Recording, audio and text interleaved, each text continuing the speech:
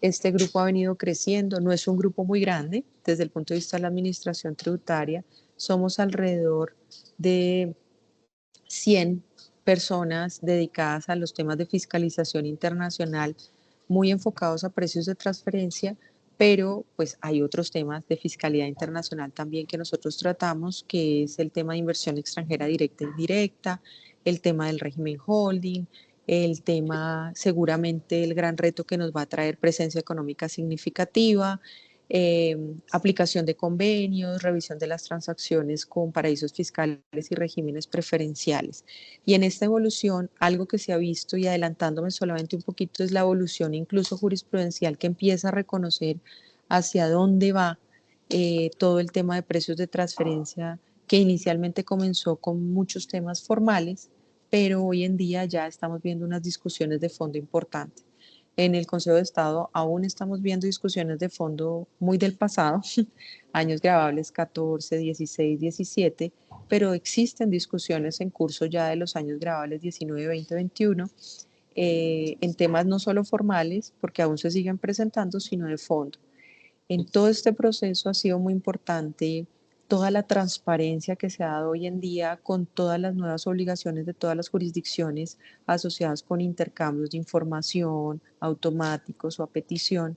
Esto ha sido de valiosa ayuda, el apoyo que hemos recibido de las administraciones tributarias, y esto ha hecho que el grupo, desde el punto de vista de la administración, se haya vuelto un poquito más técnico, las discusiones son más de fondo, y en esa medida, pues, el gran reto es ya posiciones frente a una área del derecho tributario que no es exacta, son estadísticas.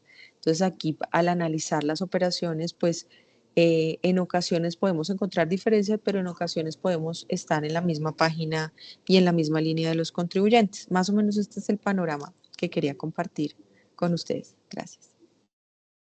Buenísimo, Clara Inés, porque a mí me surgen dos comentarios. El primero es en relación con el tema de regalías, que es una transacción que nosotros acá en la firma vemos muchísimo, que es el pago por la explotación de intangibles. Como estamos viendo que ahora la OCDE ha asumido una posición en relación con las regalías mucho más estricta, y lo que ha dicho en relación con la explotación de intangibles es, eh, no se trata simplemente de hacer un pago por la explotación del intangible, sino se trata de analizar dónde están los activos, las funciones y los riesgos relacionados con ese intangible, y si realmente yo tengo una compañía que está generando unos activos, unas funciones y unos riesgos asociados a ese intangible, puede haber un cobro de regalías. No se trata simplemente de crear, por decirlo así, crear un intangible y respecto a ese intangible generar unos recursos, sino que realmente yo tengo que demostrar cuáles son los activos, cuáles son los riesgos asociados a la explotación de ese intangible para que eso sea consistente con el pago de la regalía. No sé cómo han visto ustedes el tema de las regalías, porque nosotros venimos, digamos, desde hace como 10 años viendo que los clientes están haciendo estas operaciones de pago de regalías, pero no necesariamente asociadas a activos, funciones y riesgos que tengan que ver, sino muchas veces simplemente se dice, mire, yo tengo una marca y en consecuencia, como consecuencia de esa marca voy a pagar por la explotación de la marca, pero no hay un análisis de estas funciones y de estos activos que permitan determinar cómo debe ser el pago de la regalía. No sé cómo lo están viendo ustedes. De pronto yo ahí saludo primero, buenos días a todos y a ti, Clara Inés, que no lo había hecho antes, pero solo para agregar, yo mencionaría las cifras que publica el Centro Interamericano de Administraciones Tributarias, o CIAT, justamente de lo que los mismos fiscos le entregan en relación, pues, entre otras, con estos temas de precios de transferencia. Y yendo de la mano con lo que mencionas, una de las preguntas que les hace el CIAD a los fiscos es cuáles son las transacciones que ustedes identifican como que erosionan la base gravable o que potencialmente pueden hacerlo, y precisamente menciona la DIAN, bueno, no solo la DIAN, sino varios de los fiscos de la región, como una de ellas estos pagos de regalías o incluso la cesión o transferencia de intangibles, digamos, a empresas asociadas. Y bueno, digamos que obviamente con un tema sustancial detrás, como lo estabas explicando. No solamente las regalías, también mencionan dentro de estas transacciones que potencialmente erosionan la base gravable, los servicios intragrupo cuando no se puede, digamos, demostrar la prestación real del servicio. En las transacciones de commodities, por ejemplo, cuando se utiliza un comisionista o un trader, que se llama pues en la industria, para la compraventa de este tipo de productos. Y como que hay unas transacciones que son, digamos, en términos generales, estas que menciono. Bueno, y la última que es muy importante también para todos nuestros clientes, las transacciones financieras, ¿no? Cuando son con montos, digamos, muy importantes o de golpe que no se puede demostrar que efectivamente son, digamos, financiamientos, ¿no? Entonces, como que sí hay una serie de transacciones y que estas, de hecho, se han venido mencionando en muchos momentos en la OCDE y por parte de países como nosotros, como transacciones que, insisto, potencialmente pueden erosionar la base gravable. Entonces, sí, interesante escucharte, Clara Inés, en relación con ese punto. De hecho, el segundo comentario era el tema de servicios, pero si quieres hablemos un segundo de regalías, porque como dices, Sandra, esa es una de las transacciones que el CIAT, este Centro de Administraciones Tributarias, ha identificado como potencialmente peligrosa. Digamos, como que hay un bombillo rojo y si usted en ese momento tiene una regalía, es probable que lo vayan a fiscalizar, como si tiene un tema de servicio, pero si quieres ahorita hablamos de servicios. Entonces, si quieres, Clara Inés, ¿cómo ves este asunto de regalías ahora? Sí, yo creo que yo siempre digo que cuando se hace una planeación tributaria hay muy pocas vías de sacar plata de las empresas en temas de planeación. O giro dividendos con todo lo que eso acarrea, esperar, asamblea, un año de espera, etcétera. Si me anticipo a dar dividendos, puedo tener el riesgo de que la situación de la empresa cambie, entonces me pongo en una situación difícil. Entonces, dividendos tiene sus dificultades. Entonces, los otros mecanismos, ¿cuáles son? Era servicios, dentro de servicios se desprendió el tema de regalías, intereses, y algún tipo de acuerdos de colaboración. De resto, los demás temas son reestructuraciones neutrales, vías fusiones, escisiones o aportes, pero realmente no es que haya más opciones para girar recursos hacia los accionistas o hacia la casa matriz. Y a través de ellos es que se estructuran las diferentes operaciones lícitas y válidas, porque pues es parte de la planeación.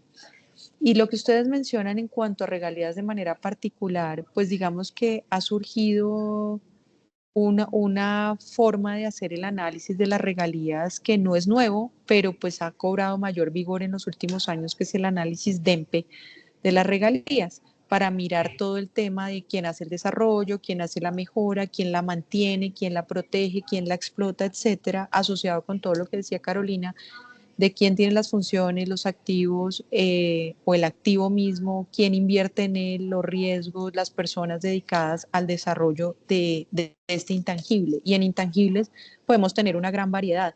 Podemos estar hablando de marcas, patentes, de listas de clientes, de un know-how, etcétera. Entonces, hay muchos mecanismos que pueden generar remuneraciones para alguna parte, puede ser Colombia o puede ser la del exterior, asociada con este tipo de intangibles.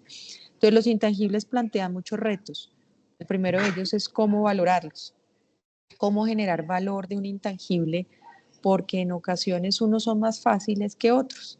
Cuando son algo muy particular de una empresa, pues tienes que entrar a conocer la empresa, sus inversiones, los costos que ha generado ese intangible, la posibilidad de ese intangible de generar flujos futuros para la empresa o rentabilidad, etcétera.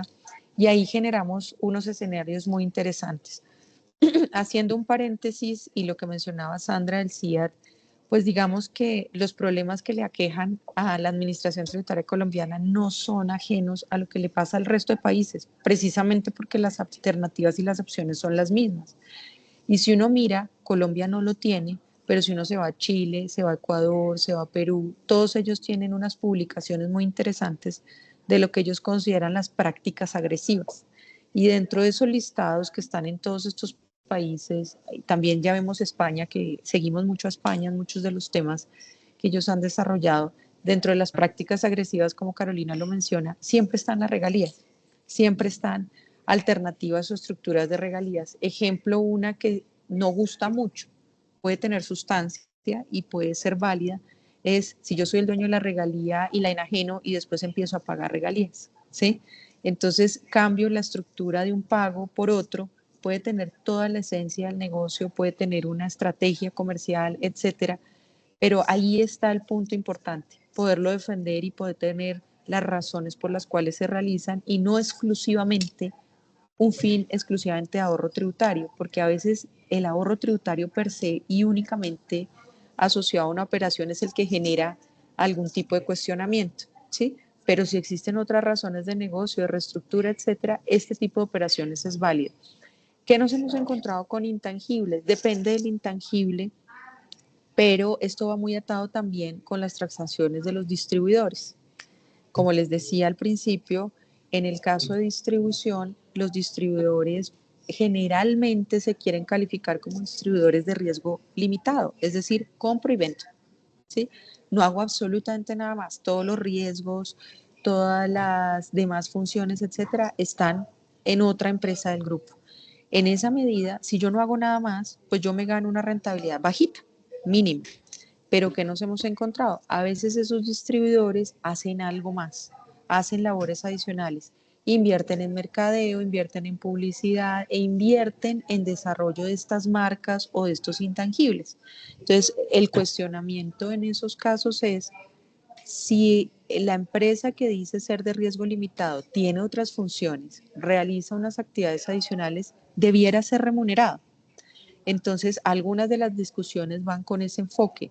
No es que se rechace o se desconozca que ese distribuidor tiene que pagar una regalía al exterior y esa regalía al exterior tendrá que tener ese análisis de EMPE y tendrá que tener un análisis de realmente quién es el beneficiario de esos pagos de fondo, porque es el dueño, porque es el que tiene los registros, porque es el que realiza las actividades, pero también en paralelo, si Colombia contribuye con ese intangible o con otro del grupo, pues Colombia también tiene derecho a recibir una remuneración y a veces no se recibe.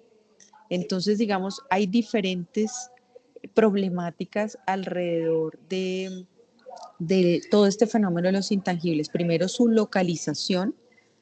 Si yo era el dueño y después se lo entrego a otra y le empiezo a pagar, tiene que haber una razón de negocio para eso. Lo segundo es quién invierte, quién gasta plata en estos intangibles, quién realiza operaciones asociadas con estos intangibles, porque si participa de alguna manera, tiene que recibir algo y a veces no se recibe.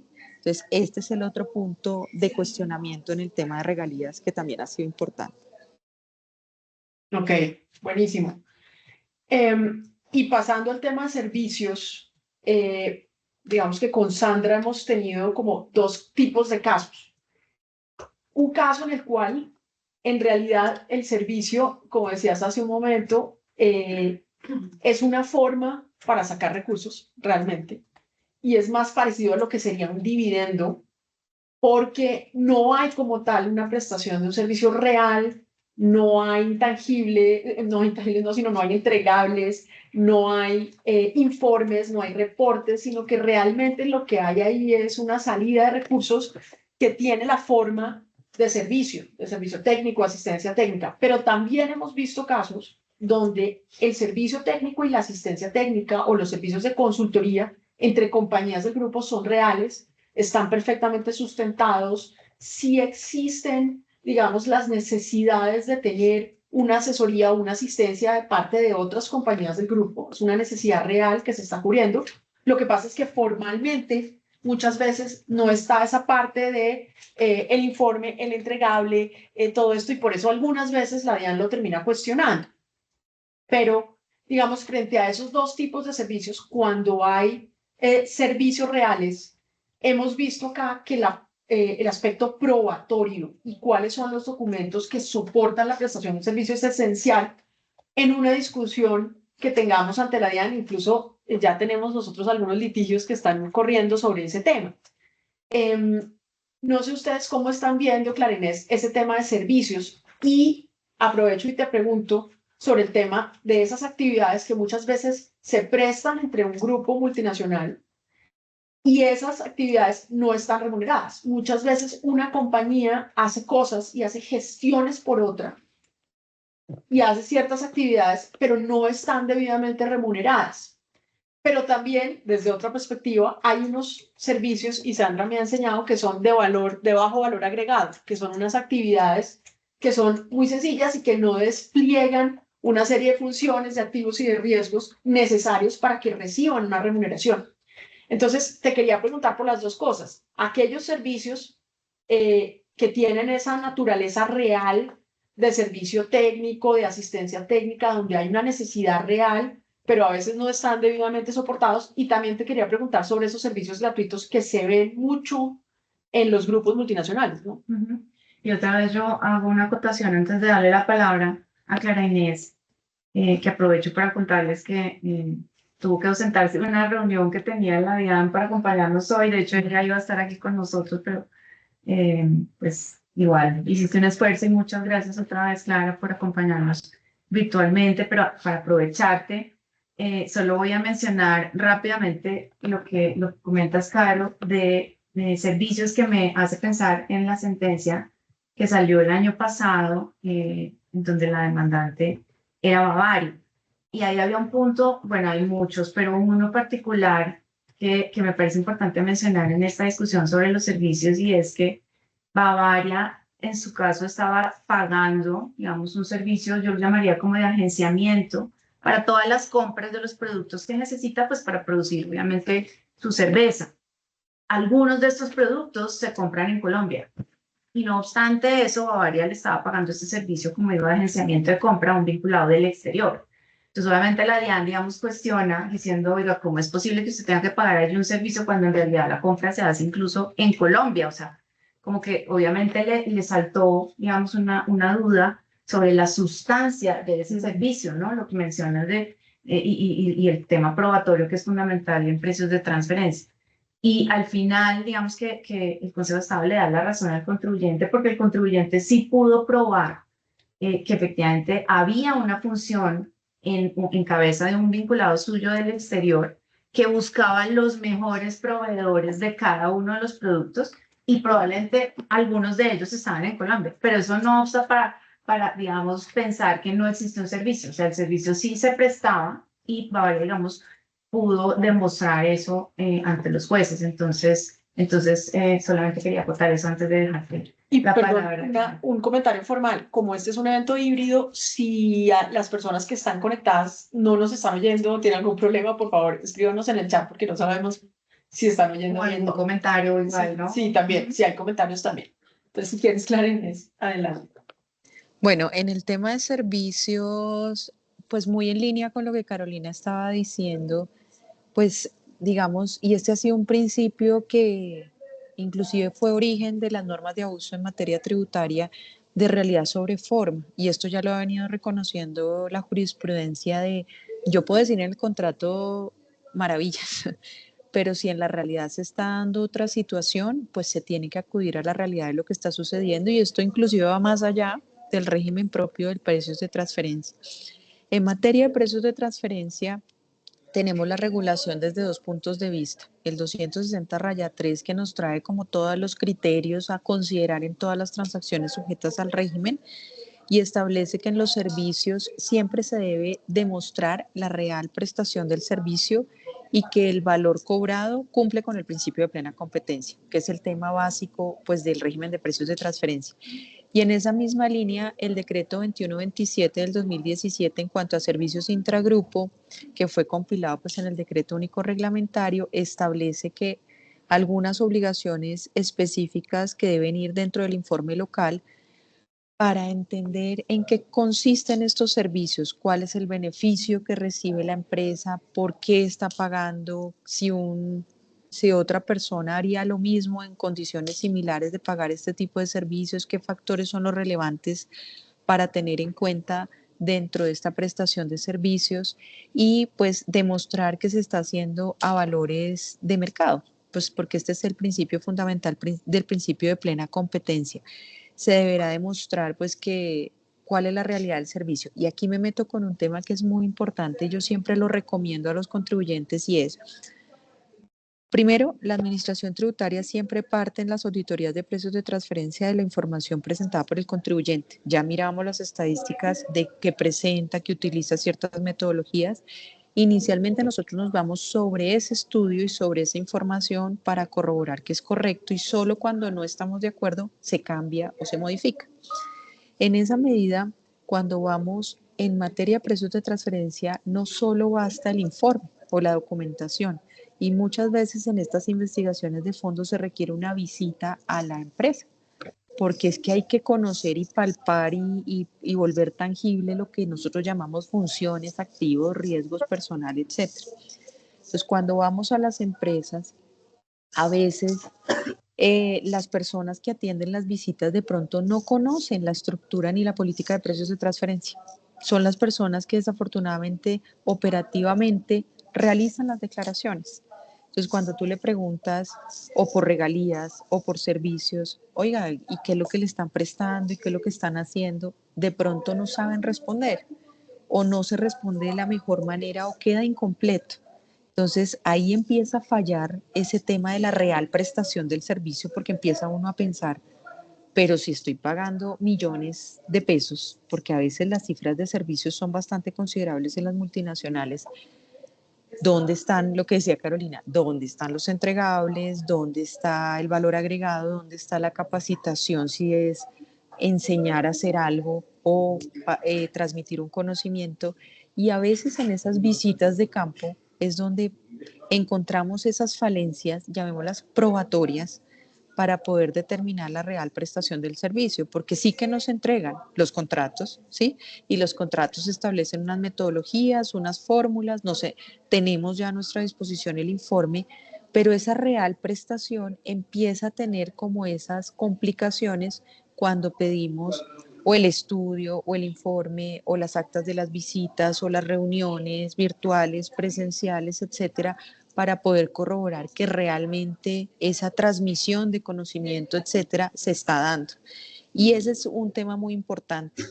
Hay que tener en cuenta que nosotros no tenemos reglas internas sobre servicios de valor añadido. Esto está, digamos, en las orientaciones y directrices OCDE, pero Colombia no ha implementado un texto específico y en esa medida, digamos, siempre hay que tener claridad que lo que es exigible es lo que esté en la ley. Las directrices, por supuesto, y lo ha reconocido la Corte, son orientadoras, pero nosotros nos basamos en lo que diga el decreto y en lo que diga la ley de lo que es prestación. Y por supuesto hay algo que me gusta decir también mucho y es precios no es ajeno al resto de obligaciones tributarias contenidas en el Estatuto Tributario para el impuesto de renta. Entonces, 107 sigue siendo importante. ¿Por qué lo pago? ¿Para qué lo uso? ¿Para qué es importante ese servicio? Si tengo que registrar el contrato, y recientemente salió un fallo súper interesante entre sucursal y oficina principal que ratificó la necesidad de registro, registro de contratos, si se requiere retención en la fuente, etcétera. Todos esos elementos van a estar alrededor de este tema de servicio. Pero en servicio, digamos, el tema fundamental es realmente qué me están prestando, cómo lo materializo. Y la materialización no requiere que a la administración se le presente siempre la misma prueba, porque insisto que en precios de transferencia cada caso particular y concreto es distinto. Entonces, dependiendo de esas visitas, de ese levantamiento de información, de esas explicaciones entregadas por los contribuyentes, pues se puede corroborar esa real prestación del servicio o no en el caso de las empresas. ¿Y cuál es la falta que a veces nos lleva a generar algún tipo de glosa o iniciar una investigación cuando no vemos probado realmente la real prestación del servicio? Otras serían las discusiones de si lo que yo pago es o no es, ¿sí? Porque ya ahí nos entraríamos en un tema de metodologías. Y finalmente, todo lo que implique obligaciones que un tercero me hubiera pagado, pues requieren remuneración. Entonces, ese es un punto importante que hay que analizarse porque a veces, y eso pasa también con intangibles, se desarrollan un montón de actividades, pero solamente, no sé, se cobra desde Colombia pagando hacia el exterior, pero a veces Colombia también está desarrollando actividades y requiere también remuneración. Entonces hay que mirar todo como en un contexto y realmente quién está haciendo quién está haciendo funciones y por qué debemos generar una remuneración sobre esas actividades. Claro, y de hecho, en este tema de servicios gratuitos, vemos mucho que en grupos multinacionales ciertas funciones, por ejemplo, servicios jurídicos, servicios de contabilidad, servicios administrativos, se hacen para todo el grupo desde una compañía y no se remuneran, no están remunerados. Y ese es un tema, no solamente ese, hay muchos, preparación de estados financieros, bueno, en fin, y hay un análisis por hacer que es si realmente hay un valor agregado, si hay unas funciones ejercidas por unos empleados, si hay unos riesgos asumidos en el ejercicio de estas funciones y si por lo tanto deberían ser remunerados. Entonces, y eso me hace saltar ya a la última tipo de operación, que es las operaciones de financiamiento, que la mencionabas también, Clara Inés, y es en las operaciones de financiamiento hay una variedad bastante extensa porque hay, además del típico crédito, hay otras funciones, por ejemplo, operaciones de tesorería. Muchas veces vemos que en un grupo multinacional hay una de las compañías que hace y ejerce funciones de tesorería y toma los excedentes de todo el grupo y los reinvierte y hace inversiones, en fin. En ese tipo de operaciones de financiamiento, además de créditos, ¿qué es lo que tú estás viendo más desde el punto de vista de los contribuyentes? ¿Cuáles son las operaciones que realmente ahorita ustedes están revisando más? Tocas un punto también súper crítico dentro de las auditorías de la administración tributaria y me remonto también a lo que establece el artículo 260-4, en donde sí es muy específico y es el único caso que expresamente eh, habla de recaracterización de operaciones dentro del régimen de precios de transferencia, porque en las operaciones de financiamiento, al revisar todos los elementos de la financiación, como el principal, el plazo, la calificación de riesgo, la solvencia del deudor, la tasa de interés, etcétera, si yo veo que eso no es un préstamo o que no luce como préstamo, tengo la posibilidad de recaracterizarlo como dividendo. Realmente esa recaracterización no se ha dado. Y hago un paréntesis también porque siempre existe la discusión de recaracterización, siempre es un tema de abuso en materia tributaria, estamos en otro tema, ¿sí? Entonces, a veces la administración tributaria tiene que verificar hacia dónde va a encaminar su investigación o su auditoría, si es un tema de precios o si es un tema de abuso o si es un tema de normas generales del derecho tributario. Si estamos hablando de precios, digamos, esta es la única, y me gusta mencionarlo, la única norma que expresamente señala la posibilidad de recaracterizar las operaciones. Pero realmente en la práctica, ¿qué es lo que estamos viendo? Las operaciones más relevantes en temas de endeudamiento se están viendo con los establecimientos permanentes. ¿Por qué? Porque el establecimiento permanente me trae un nuevo régimen o un régimen muy particular derivado de su régimen de atribución, que es otra de las obligaciones derivadas pues también del régimen de precios de transferencia y de cómo tributan estos sujetos. Y en particular es el régimen de atribución de un sector específico que es hidrocarburos y minería, que por razones específicas del régimen cambiario especial, y aquí nos unimos a otras regulaciones distintas al derecho tributario, pues ellos no se pueden endeudar directamente. Entonces, gran parte, y es una realidad que requieren recursos, y es una realidad que una fuente de obtener esos recursos son préstamos. La mayor parte de estos préstamos en este tipo de empresas y en estos sectores son atribuidos. ¿Por qué? Porque quien se endeuda es la oficina principal, por las restricciones cambiarias y por otros temas adicionales. Entonces, estos préstamos están llegando a Colombia vía atribución. Entonces, ahí se plantean unos retos muy importantes. El estudio de atribución para demostrar por qué digo que esa deuda sí es de Colombia y no es de otra entidad del grupo multinacional en otro país, por qué es ese monto, por qué Colombia la necesita y realmente cuando se atribuye, digamos, temas que se están mirando es realmente Colombia está utilizando ese préstamo atribuido, lo está utilizando para qué, para la operación, para la exploración, para la explotación, para pago de sus operaciones, etcétera. Y ahí es donde a veces hemos tenido grandes inconvenientes. Entonces, esas son las grandes discusiones que hemos visto porque generalmente, y aquí lo uno con otro tema, En temas de atribución, fundamentalmente lo que se está atribuyendo es deuda. No se están atribuyendo activos, no se están atribuyendo otro tipo de erogaciones, es deuda.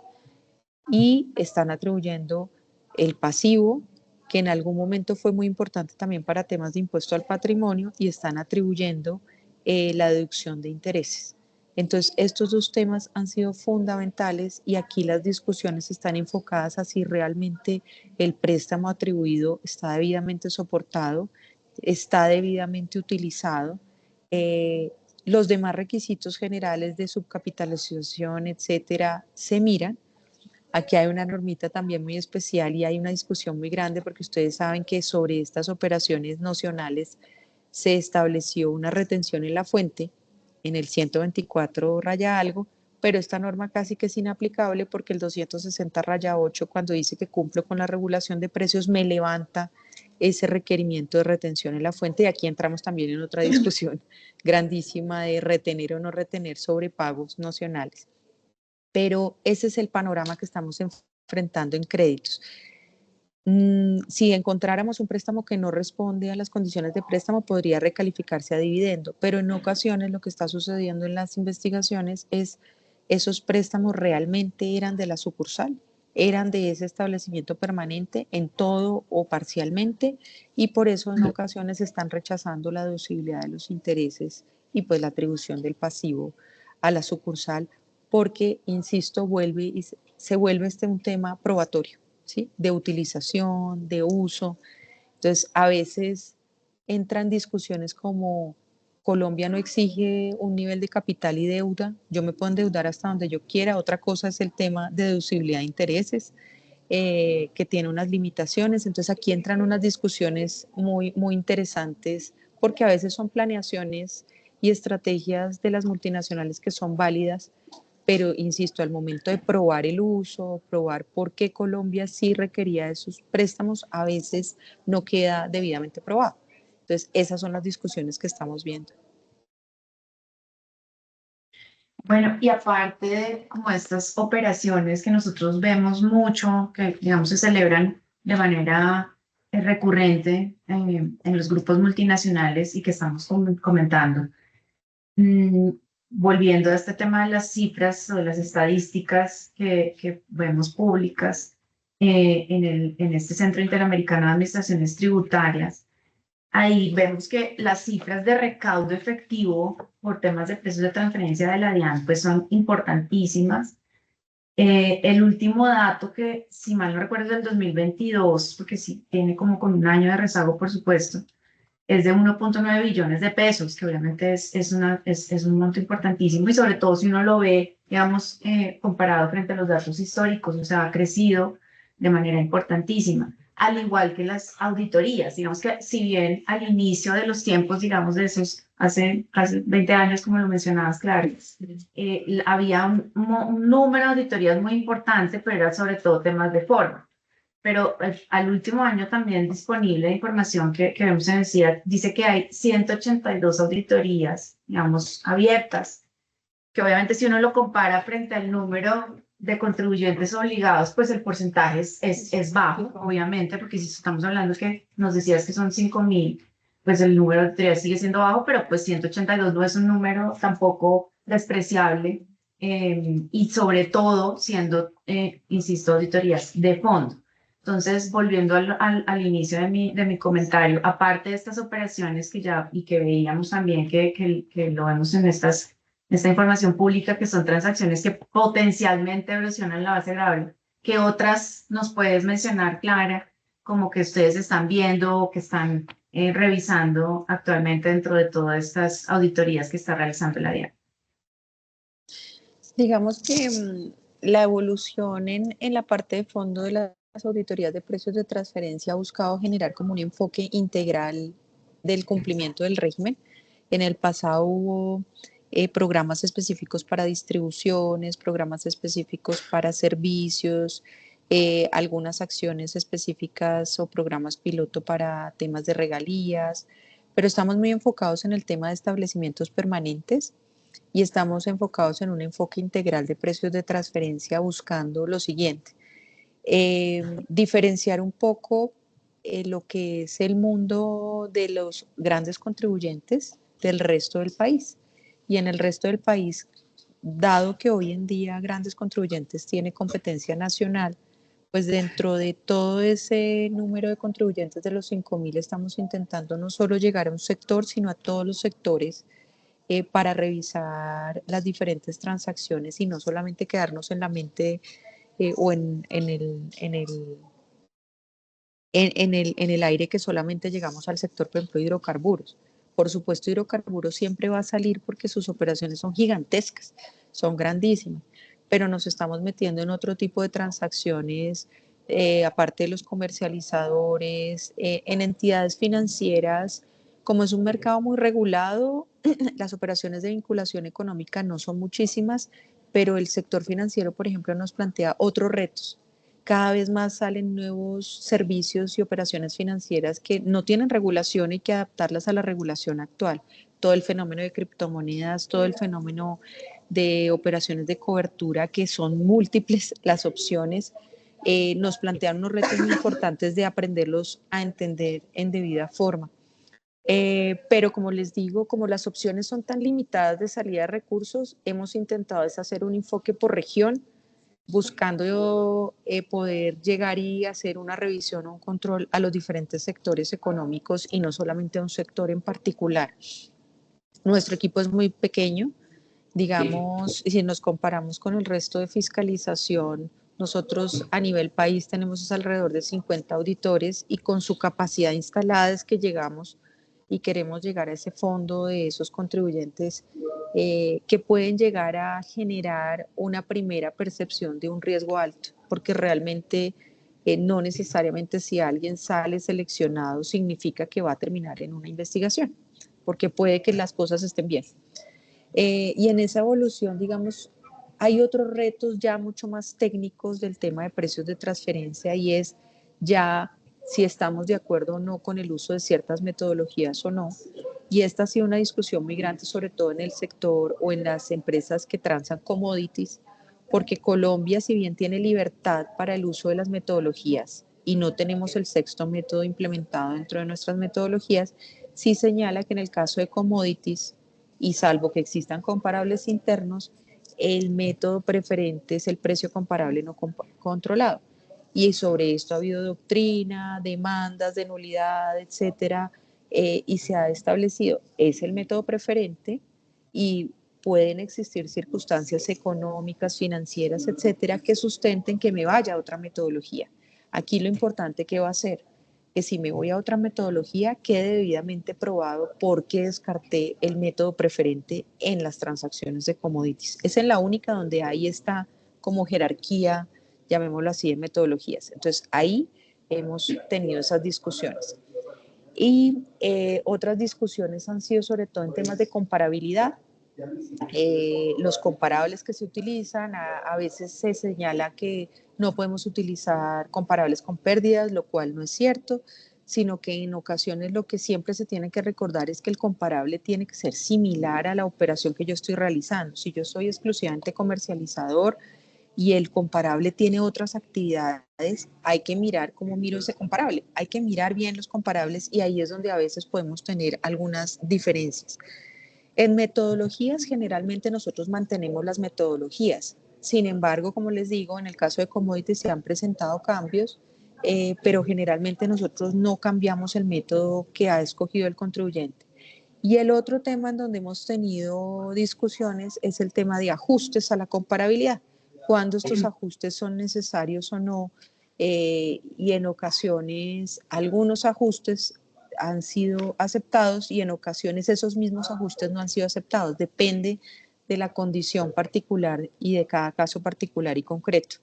Y hablando de comparables, el último tema es, hay un fallo por ahí que nos dio un poquito de angustia y es que aceptó comparables con vinculación. Y entonces ese sí es un punto en el que seguimos y hubo salvamento de voto en esa jurisprudencia, pero ahí digamos, esas son las discusiones que hemos tenido. Ok, muy bien. No sé cómo estás de tiempo, si alcanzamos a hablar de las sentencias o cómo estás de tiempo. Clara Inés, cuéntanos.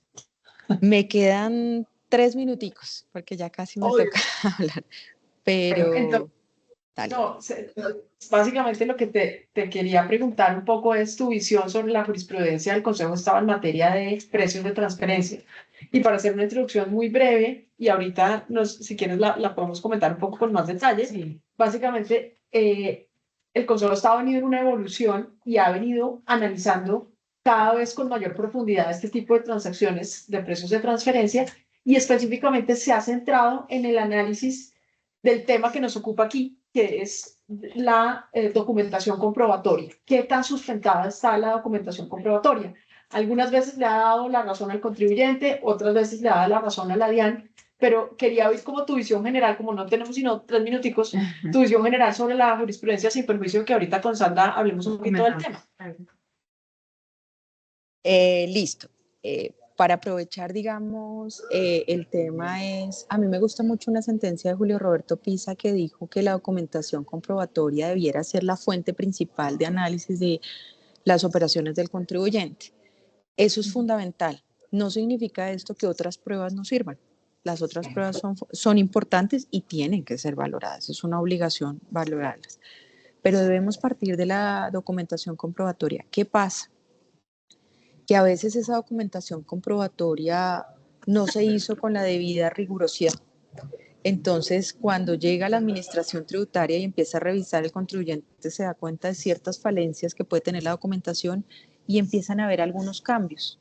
Hay cambios permitidos, la norma lo permite hasta cierto momento hacer ajustes a la documentación comprobatoria, pero ¿qué ha pasado? En ocasiones la sensación es que con posterioridad y a través de dictámenes periciales, frente a los cuales tengo algunas opiniones, frente a dictámenes periciales se busca reforzar lo que dice la documentación comprobatoria, pero a veces la sensación es que no es solo lo que dice la documentación, sino nuevos argumentos y nuevas formas de analizar desde la perspectiva de precio las operaciones. Entonces ahí empieza como a cambiar todo el tema y mi invitación siempre a los contribuyentes es desde el primer momento, desde que fija las políticas de precios, hacerlo bien, porque la administración siempre va a llegar tiempo después. Recuerden que los términos de firmeza de nosotros son mayores, entonces recopilar la historia de 2, 3, 4 años atrás a veces no es tan fácil y a veces las personas que hicieron la documentación inicial ya no están. Eso pasa, esa rotación existe.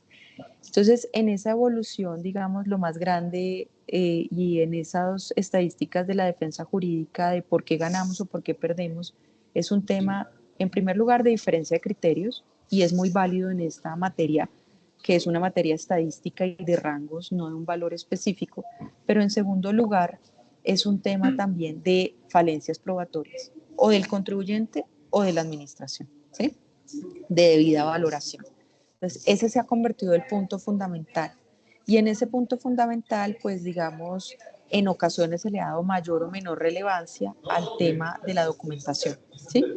Y en esa medida, pues digamos, la posición de la administración es nosotros partimos de la documentación, de la información que nos da el contribuyente, pero a veces a través de estos dictámenes periciales, y en eso hay varios fallos jurisprudenciales diferentes donde los aceptan, no los aceptan, donde aceptan las correcciones de la documentación, pues esto se vuelve muy relevante, porque al final aquí es demostrar el cumplimiento del principio de plena competencia, pero también permitirle a la administración revisar y controvertir las pruebas o la documentación soporte y pues existen unas etapas y unas instancias y unos términos procesales que hay que cumplir.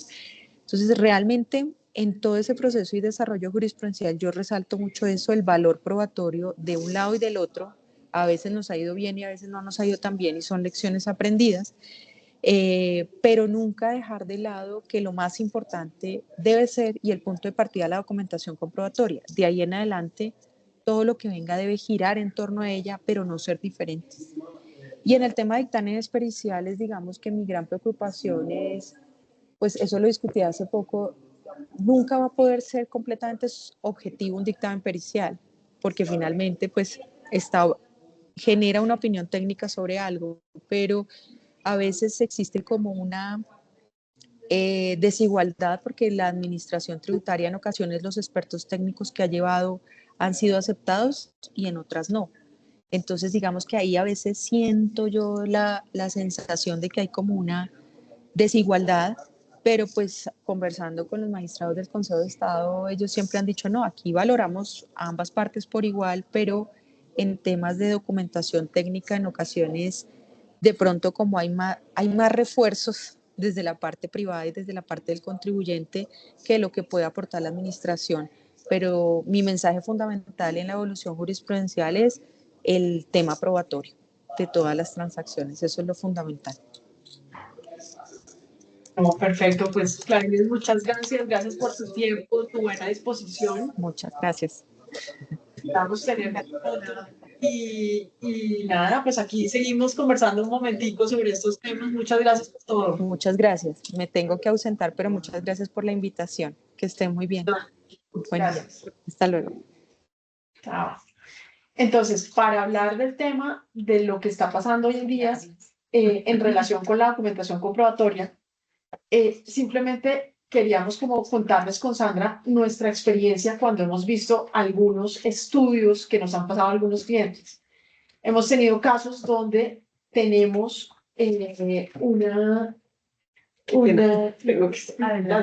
hemos tenido compañías, por ejemplo, de retail que venden bienes y resulta que el estudio que tenían, que les habían hecho, era un estudio donde reflejaban venta de bienes, pero venta de medicamentos, que son productos que están regulados, que tienen una legislación específica, y resulta que los comparables que les pusieron estas personas que le hicieron el estudio fue comparables con medicamentos que no tenían nada que ver.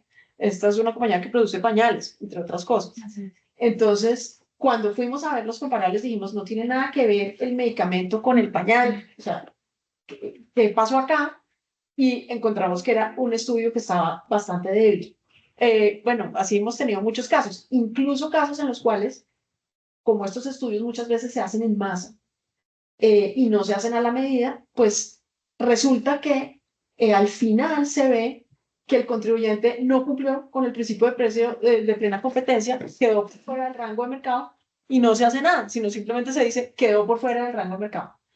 Entonces, eso nos ha llevado a reflexionar un poco sobre la importancia que tiene esa documentación comprobatoria, porque después en las discusiones, y ya atándolo con el tema de la jurisprudencia, el Consejo de Estado parte de ese estudio, y por más de que después podamos reforzarlo a través de peritazgos, a través de análisis, hacemos otros análisis, tratamos de reforzarlo, muchas veces la jurisprudencia ha tendido a decir, no, pero usted tiene que partir de lo que tenía en el estudio. No puede hacer un estudio malísimo y después reforzarlo en la discusión. En algunos casos nos ha ido bien. Con estudios malísimos los hemos podido reforzar y hemos salido adelante en las discusiones. Pero el Consejo ha estado dividido. Y de ahí la importancia de tener un punto de partida que sea bueno. Y ese punto de partida es ese estudio. Sí, yo creo que y pues este evento en realidad, digamos que es preparación para precisamente los vencimientos que se nos vienen ahorita para septiembre, que tenemos que presentar todos los deberes formales, digamos, a diferencia de años anteriores, en septiembre, que ya estamos muy cerca, increíblemente, porque este año va corriendo. Sí. Y un poco ese es como el mensaje que sí queremos dejar, y es, no se vale, digamos, como digo yo, presentar cualquier cosa, digamos, evitando la sanción de extemporaneidad, que sin duda existe y un minuto después del vencimiento, digamos, se causa. Pero ese presentar cualquier cosa, digamos, que sí puede llevar a un cuestionamiento primero, que es algo en lo que de pronto ninguno queremos estar, y segundo, a un litigio, mucho menos, pero peor aún, digamos, a perder un litigio, y eso ustedes saben que hay casos muy onerosos, ya lo mencioné, por los recaudos de la DIAN, ya van casi por 2 billones de pesos, solo por precios de transferencia. Entonces, hay dos sentencias que quisimos como no sé, como comparar, y son ambas de hace un mes o un par de meses, y es muy interesante porque una de ellas es de una compañía minera, es quien demanda es con Minas. Ella en su estudio de precios de transferencia hizo una comparación de precios del carbón, que digamos en ese producto, digamos relativamente, como lo decía Clara Inés, la forma directa es hacerlo pues con esa comparación de precios, porque es un commodity. Y decía, mire, yo le vendo el carbón a mi vinculado a ese precio X y a mi tercero, a un tercero, digamos, al precio mismo que yo le di al vinculado, y entonces todo está bien. Pero resulta que la DIAN, cuando vino a investigar, se dio cuenta que ese precio que le estaba dando a uno y a otro tenía otros elementos como los fletes, el seguro, lo que sea. Entonces la DIAN sí identifica eso y dice, no, espérese porque aquí nos toca comparar es el precio como tal del producto, como el precio FOB. Y resulta que sí había allí unas diferencias. Entonces, lo que hace Colminas es en el peritazgo, digamos, hablar de, no, es que en realidad ahí había que hacer unos ajustes de comparabilidad, resulta que el carbón no era el mismo, ustedes saben que por más commodity siempre hay diferencias entre los productos, entonces había que observar esas diferencias y por eso Entonces fíjense que cambia por completo el enfoque del estudio, o sea, lo que en un momento dijo que sí era comparable, después hasta el peritaje vino a decir que en realidad no y que había que ajustarlo. Exacto, hasta allá el litigio. Entonces ahí el Consejo de Estado le dice no y le da la razón a la DIAN y le dice, mire, usted, contribuyente, si tenía que aplicar unos ajustes de comparabilidad, tenía que haberlo hecho en la documentación comprobatoria. Y de hecho citan la sentencia que Clara Inés menciona de Roberto Pisa, de Julio Roberto, en donde justamente se le da toda la relevancia que tiene la documentación comprobatoria. Si uno revisa las guías de la AUDE también dice, es que la documentación comprobatoria debe dar los elementos suficientes, no solo para demostrar el cumplimiento del principio de plena competencia, sino para que las administraciones fiscales puedan, digamos, ejercer su función fiscalizadora. Entonces, ese hecho que creo que por unos años estaba como dejando un poco de lado y como que la documentación comprobatoria se volvió un tema muy formal, insisto, para evitar la sanción de extemporaneidad, creo que nuevamente está cobrando relevancia.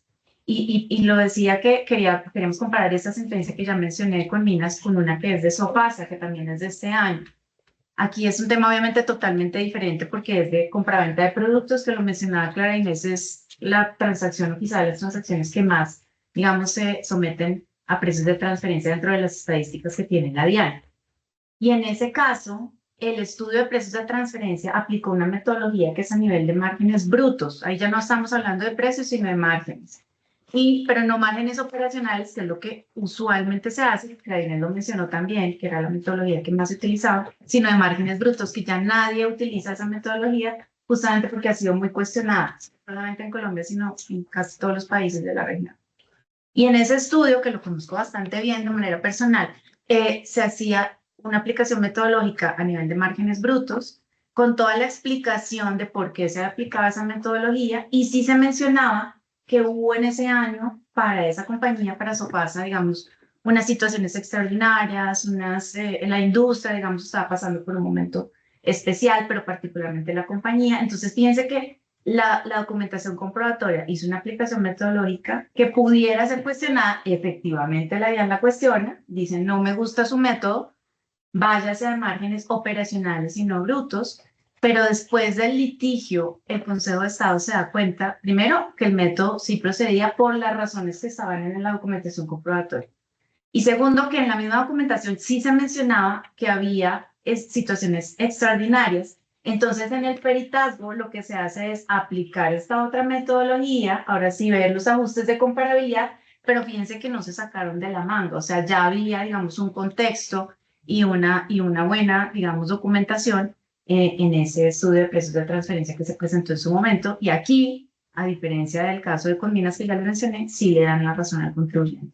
Entonces, todo esto como para dejar el mensaje, como lo mencioné, no se vale presentar un estudio de precios de transferencia simplemente por cumplir y que esté dentro del término y que me salve de la sanción por extemporaneidad, que obviamente nadie quiere tampoco estar allí, pero sí lo más importante y no se puede perder de vista es que la documentación comprobatoria sea lo suficientemente sólida.